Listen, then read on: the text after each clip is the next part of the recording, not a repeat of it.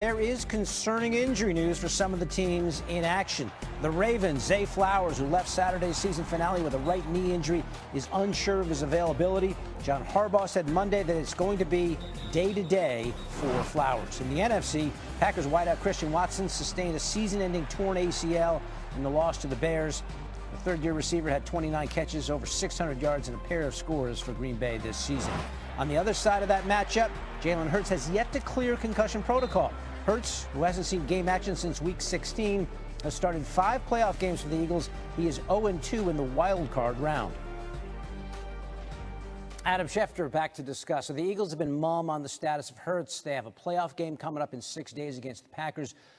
Adam, what do you have on Jalen Hurts and his availability? David, he's still in concussion protocol as we talk right now. Now, again, I think the sense is that he will clear as the week goes on. He will be able to play Sunday night against the Green Bay Packers, but that has yet to happen. And with concussion protocol, is very serious. You just never know if a player is going to get through there or not. Again, I think the sense from within has been that he would clear, that he will be okay to play.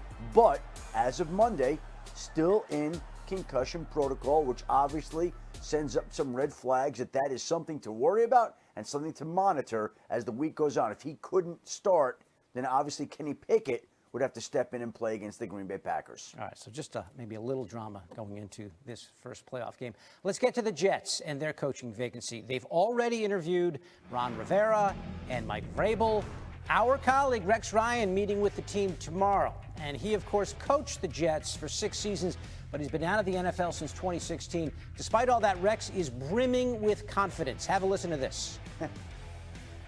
Right. You think you're going to be the next head coach of the Jets? Oh, 100%.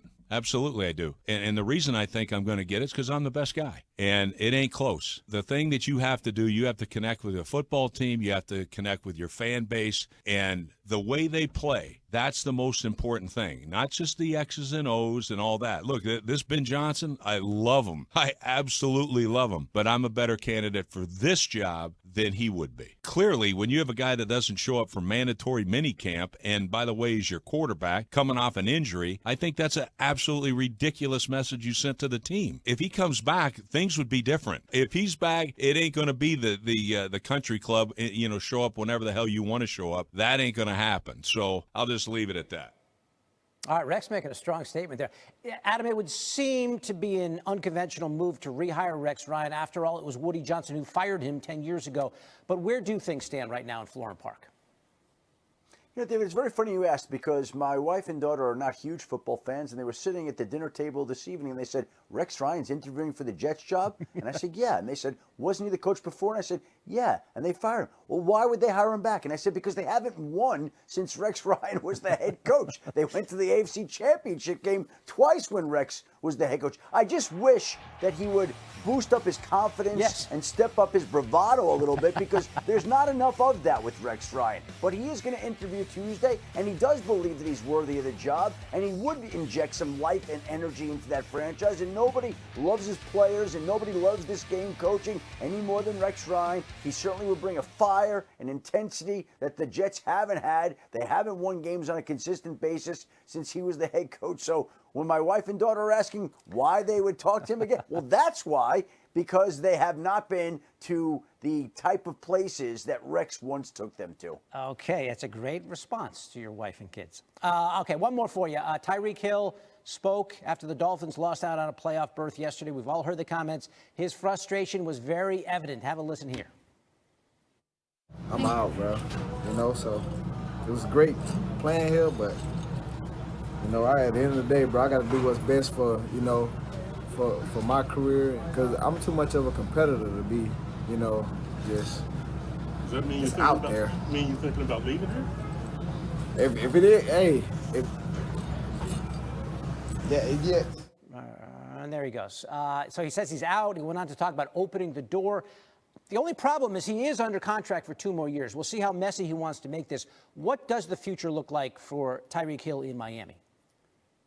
Look, last year he wanted to get paid. He got paid right before the start of the season. He got paid to the tune of becoming one of the highest paid wide receivers in football. Now he wants to win. And look, it's emotional at the end of the season, but there were some issues there at the end of the year where he didn't go into the game, and the Dolphins said he was unavailable, and now he wants to be unavailable to them in future seasons, it certainly sounds like, from his post-game comments. Look, these two sides are going to have to sit down and figure out whether they want to move forward together or whether they want to divorce and separate. And that's something that clearly has to be addressed this offseason sooner rather than later, because Tyreek Hill did not sound like somebody who wants to continue playing for the Miami Dolphins. So again, it'll be up to the two sides to get together and figure out whether there's a path to making this work or whether they need to look to moving him this offseason and trading him to another team.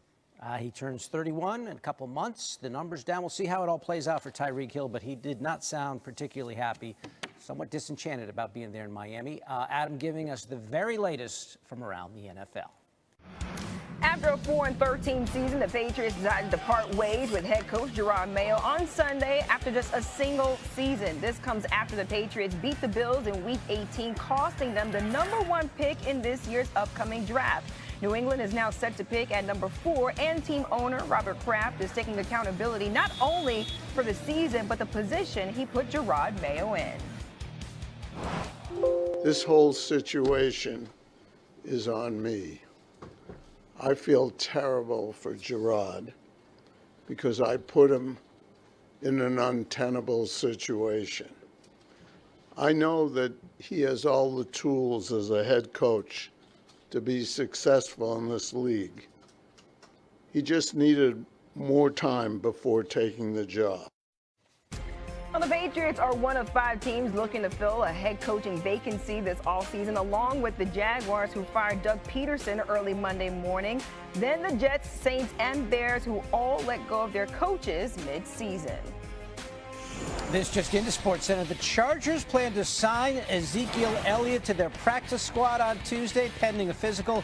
A source confirmed that to ESPN's Chris Rim. On New Year's Eve, the Cowboys waived Elliott to give him a chance to. The Chargers play at the Texans Saturday, 4:30, the first wild card game.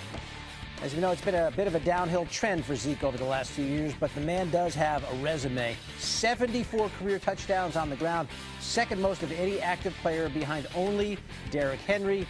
This season, Zeke had career lows in yards, carries, and touchdowns. Coming up, Jeremiah Smith made a lot of headlines when Ohio State won, but we'll tell you why it's the defense that's the key for the Buckeyes to beat the Longhorns Friday night.